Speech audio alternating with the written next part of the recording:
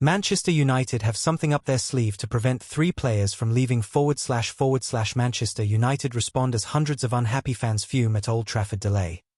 Man United played Everton in the Premier League on Monday night and fans were delayed getting into the ground again. Man United are set to lose Bryan Mbeumo, Ahmad and Noussair Mazraoui to the Africa Cup of Nations next month. "I feel afraid of returning the feeling of last season," said Ruben Amorim during his press conference after Manchester United's shocking defeat to Everton on Monday night. It was a warning from Amorim that no supporter wanted to hear, but the performance was reminiscent of last season, raising a few worrying questions ahead of the winter schedule. Although United won 2-1 against Manchester City last December, the month was otherwise bleak for Amorim. United crashed out of the Carabao Cup against Tottenham, were hammered 3-0 by Bournemouth at Old Trafford, lost against Wolves on Boxing Day and were beaten by Newcastle before New Year's Eve. Next month must be different. United cannot return to the feeling of last season, but Amorim could seriously do without losing 2 of his best players to the Africa Cup of Nations. AFCON will take place between December 21st and January 18th. Bryan Mbeumo will represent Cameroon at the tournament, while Ahmad will feature for the Ivory Coast. Noussair Mazraoui will also be there representing hosts Morocco. Amorim has admitted United will struggle a little bit when they lose the trio, but explained during his press conference on Friday that talks will take place with the players' federations to keep them for as long as possible. "I think it's going to be more or less at the same time," said Amorim when asked whether Benjamin Sesko would return from his injury before United lose players to the AFCON. "I don't want to say for sure, but when they are going to camp, to prepare for the tournament, I expect to have Ben back. We have the rules about when to release the players. We'll see. We're doing our job to keep the players a little longer. But it's not just in our hands, and we have to respect that. But we will try to do everything to protect the club, protect the players and the national team." Amorim was asked to clarify when the rules stated United would have to release the players, and said, "I think it's 2 weeks before the start, so we'll try to arrange something with the federations, but we need to respect their rules in this case." The United boss was also asked whether the Wolves fixture on December 8th was an opportunity for other players to impress. "Yeah, but we already knew about players leaving, so it is a chance for other players. We need to also send a message. It is not ideal. They are so important in our squad," he said.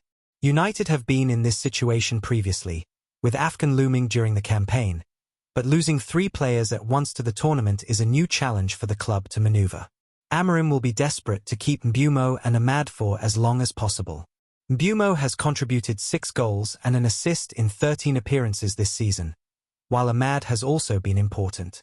Mbeumo, Ahmad and Mazraoui will be unavailable from the Wolves games on December 8th if they join up with their respective nations at the standard time. But the precedent set with Andre Onana in 2024 suggests an agreement could be reached to defer their flights to the tournament. Onana joined up late with Cameroon at the last AFCON. He played against Wigan Athletic and Tottenham in January 2024. The tournament starts earlier this year, and travelled to the tournament using a private jet. But he was named on the bench for the opening game. That is something that United's players will consider. They may be willing to join up with their nations late for AFCON, but that could potentially affect their squad roles at the tournament. Mbeumo should be fine because he is a star for Cameroon and would start the first game even if he reports late. However, Ahmad and Mazraoui compete to start for their respective nations. Manchester United respond as hundreds of unhappy fans fume at Old Trafford delay. Man United played Everton in the Premier League on Monday night and fans were delayed getting into the ground again. Hundreds of Manchester United fans were left fuming ahead of the sides' clash with Everton last night, November 24th, after facing huge delays entering Old Trafford.